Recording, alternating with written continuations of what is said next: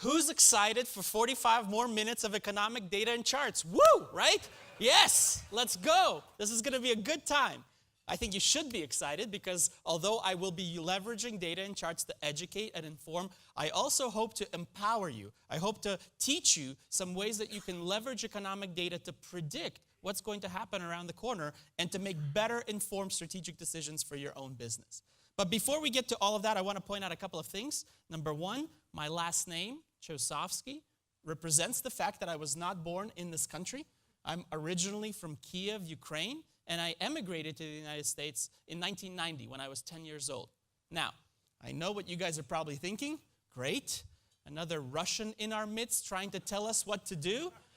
I assure you, Robert Mueller and his team looked into it. There's no collusion between ITR and the Russian government. But I do think that my perspective, my experience, my foreign upbringing does give me a unique perspective on the United States economy. I am very proud to be here. I feel very fortunate to have the opportunities that I have. And I want to start the presentation by recognizing how awesome America is, right? Because I think a lot of times we're constantly inundated by negativity.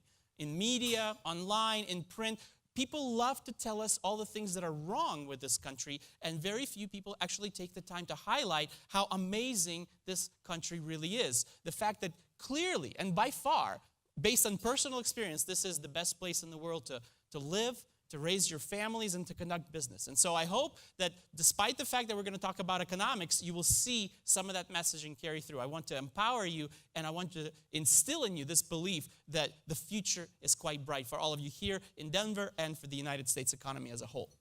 The other thing I want to point out is my title, Director of Speaking Services. I am not an economist by trade. I have an international business degree from the University of Texas at Austin and an MBA. And as Bruce mentioned, I spent 15 years prior to joining this current firm, ITR Economics, advising companies all around the world. So I want to talk to you about the economy in practical, sensible way. I want you to be able to walk away with some actionable steps, some things that you can actually do based on the economic information that will help you make better decisions as you traverse 2019 and certainly into 2020 as well. I start every presentation that I do by showing this slide. It's basically the report card for all of the major macroeconomic series forecasts that ITR produces. And the reason I do this is because I feel that since I'm claiming to be a soothsayer, to be able to predict the future, I feel it's only fair to share with you our past results. So what you can see here on the left-hand side, that's the major macroeconomic series. You can see both GDP, industrial production, some foreign indicators there, as well as core components of the economy, employment and retail sales and housing. The second column, duration, shows you how many months that particular forecast was in place when we compared the predicted value, when we generated the forecast, to the actual year-end 2018 number. Now, you'll notice it says preliminary results. Because of the government shutdown, some of the December data hasn't come out yet, so I can't claim that this is final 2018 numbers, but you can get a sense of what we've been able to accomplish. Because by looking at the accuracy column, you can see that we've been pretty good about foretelling what the economy is going to do. But more importantly than the accuracy, I think it's the duration.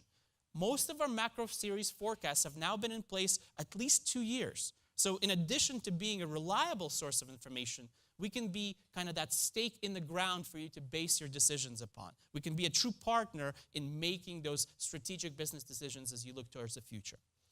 There's also a personal reason I like to start with this chart. I find it helps keep me a little bit grounded.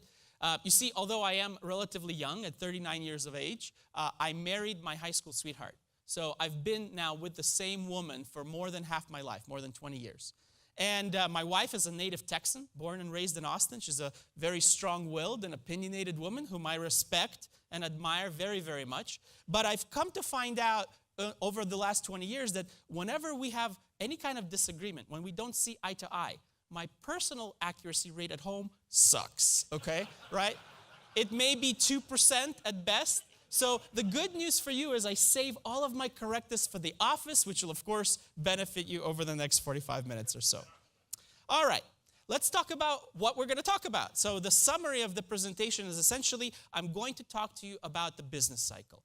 We are in a very long rising trend, as Patty said. It's near record territory, but as with all good things, it is going to come to an end. And we expect the peak in the U.S. economic business cycle to occur in the first half of this year, and for the economy to slow for the remainder of 2019 and into 2020.